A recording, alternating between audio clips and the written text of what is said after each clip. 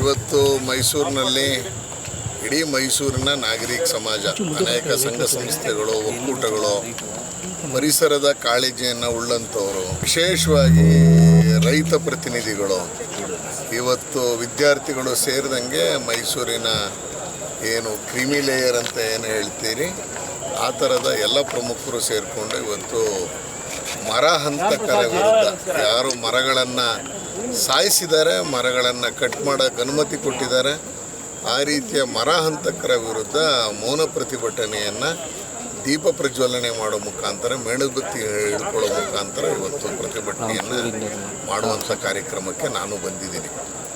ಒಟ್ಟು ಮೈಸೂರಿನಲ್ಲಿ ಕಳೆದ ಒಂದು ವಾರದಿಂದ ನಡೆದಂಥ ಈ ರೀತಿಯ 40 ಬೃಹತ್ ಮರಗಳ ಹರಣ ಮಾಡಿರುವಂಥದ್ದು, ಕಾನೂನು ಕಟ್ಲೆಗಳನ್ನೆಲ್ಲ ಮೀರಿರುವಂಥದ್ದು, ಮಾಡಿದ್ದೇ ಆದರೆ ಟೆಂಡರೇ ಕೊಟ್ಟಿದ್ದೇ ಆದರೆ ಏನು ವರ್ಕ್ ಆರ್ಡ್ರೇ ಕೊಟ್ಟಿದ್ದಾದರೆ ರಾಜಾರೋಷವಾಗಿ ಬೆಳಗ್ಗೆ ಪೊಲೀಸನ್ನು ನಿಲ್ಲಿಸ್ಕೊಂಡು, ಮಾಧ್ಯಮದನ್ನು ನಿಲ್ಲಿಸ್ಕೊಂಡು ಈ ರೀತಿಯ ಕಾರಣಕ್ಕೆ ನಾವು ಮರಗಳನ್ನು ತೆಗಿತಾ ಇದ್ದೀವಿ, ಇದಕ್ಕೆ ಈಕ್ವಲೆಂಟಾಗಿ 400 ಮರಗಳನ್ನು ಏನು ನಾವು ನೆಡಬೇಕು ಅಂತ ಆದೇಶ ಮಾಡಿದ್ದಾರೆ. ಆ 400 ಮರಗಳಿಗೆ ಒಂದ ನೆಟ್ಟಿದ್ದೀವಿ, ಅದಕ್ಕೆ ಬಿಲ್ಲ ಅಂದರೆ ಆ ಮೌಲ್ಯವನ್ನು ಕಟ್ಟಿದ್ದೀವಿ ಅಂತಾರು ತೋರಿಸಿ ಧೈರ್ಯವಾಗಿ ಮಾಡಬೇಕಾದಂಥ ಕೆಲಸವನ್ನು 6 ಗಂಟೆಗಳ ಕಾಲದ ಒಳಗೆ ಈ ರೀತಿಯ ದೊಡ್ಡ ದೊಡ್ಡ ಮರಗಳನ್ನು ಉರುಳಿಸಿ ಧರೆಗುರುಳಿಸಿರುವಂಥ ಕ್ರಮವನ್ನು ಖಂಡಿಸಿ ಇವತ್ತು ಮೈಸೂರು ನಾಗರಿಕರು ಪ್ರತಿಭಟನೆಯನ್ನು ಮಾಡ್ತಾ ಇದ್ದಾರೆ. ಇದಕ್ಕೆ ಯಾವುದೇ ರಾಜಕೀಯ ಲೇಪ ಇಲ್ಲ, ಯಾವುದೇ ರೀತಿಯಲ್ಲೂ ಸರ್ಕಾರ ಏನು ತಪ್ಪು ಮಾಡಿದೆ ಅದರ ವಿರುದ್ಧವಾಗಿ ಮಾಡುವಂಥ ಕ್ರಮಕ್ಕೆ ಇವತ್ತು ಬಂದಿದ್ದೀವಿ. ನೋಡಿ, 40 ಮರ ಅಂದರೆ ಇದಕ್ಕೆ ಮೌಲ್ಯ ಎಷ್ಟು ಅಂತ ಹೇಳಿದ್ರೆ ಎಷ್ಟೋ ಲಕ್ಷಗಳನ್ನು ತೋರಿಸಿ ಆದೇಶವನ್ನು ಕೊಟ್ಟಿದ್ದಾರೆ.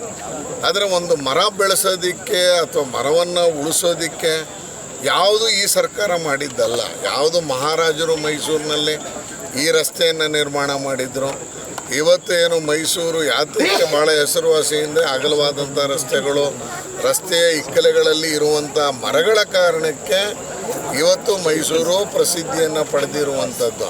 ಇದು ಮಹಾರಾಜರ ಕಲ್ಪನೆ, ಮೈಸೂರಿನ ಮಹಾರಾಜರು ಮಾಡಿರುವಂಥದ್ದನ್ನು ಬಿಟ್ಟು ಇವತ್ತು ರಸ್ತೆ ಅಗಲೀಕರಣದ ನೆಪದಲ್ಲಿ ಇವತ್ತು ಏನು ದೊಡ್ಡ ದೊಡ್ಡ ಬೃಹತ್ ಮರಗಳನ್ನು ಕಡಿದು ನೆರಳಕ್ಕೆ ಉಳಿಸಿರುವಂಥ ಕೆಲಸವನ್ನು ಮಾಡಿದ್ದಾರೆ. ಇದಕ್ಕೆ ಕಂಪ್ಲೇಂಟ್ ಕೊಟ್ಟಿದೆ, FIR ಆಗಿದೆ.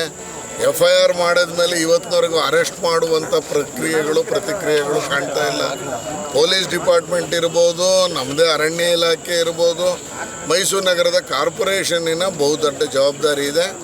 ಯಾರೆಲ್ಲ ಈ 40 ಮರಗಳನ್ನು ಕಡಿದು ಕೆಳಗಡೆ ಉರುಳಿಸಿ ಹಾಕಿದ್ದಾರೆ ಅವ್ರ ಮೇಲೆ ಕ್ರಮ ಆಗಬೇಕು, ಅವರನ್ನು ಬಂಧಿಸಬೇಕು.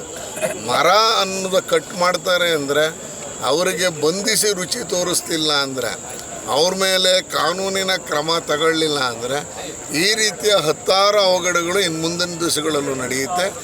ಎಚ್ಚರಿಸುವ ಸಲುವಾಗಿ ನಾಗರಿಕರು ಪ್ರತಿಭಟನೆ ಮಾಡ್ತಾ ಇದ್ದಾರೆ. ಒಬ್ಬ ಜನಪ್ರತಿನಿಧಿಯಾಗಿ ನಾನು ಈ ಒಂದು ಪ್ರತಿಭಟನೆಯಲ್ಲಿ ಭಾಗವಹಿಸಿದ್ದೀನಿ. ಈ ಥರ ಟ್ರೀಸ್ ಕಟ್ ಮಾಡಿದ್ರೆ ನಮಗೆಲ್ಲ ಫ್ಯೂಚರ್ಗೆ ಏನಿದೆ ಅಂತ ನಮ್ಗೆ ಗೊತ್ತಿಲ್ಲದೆ ಕಟ್ ಮಾಡಿದ್ರೇನು ನಮ್ಗೆ ಏನೂ ಇರಲ್ಲ.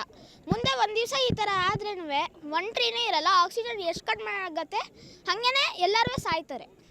ಸೊ ಜಸ್ಟ್ ಸ್ವಲ್ಪ ನೋಡಿಕೊಂಡು ಯೋಚನೆ ಮಾಡಿ. ಏನಾದ್ರು ಕಟ್ ಮಾಡಬೇಕು ಅಂದರೆ ಈ ವಿಷಯ ಫಸ್ಟ್ ಯೋಚನೆ ಮಾಡಿ. ಸುಮ್ಮನೆ ಕಟ್ ಮಾಡೋದು ಅಂದರೆ ನಮಗೆಲ್ಲ ಹೇಗಾಗುತ್ತೆ, ಅದು ಯಾರು ಕಟ್ ಮಾಡ್ಯಾರೋ ಅವ್ರೂ ಒದ್ದಾಡ್ತಾರೆ. Thank you. ಸೂರ್ಯ ತೇಜನ್.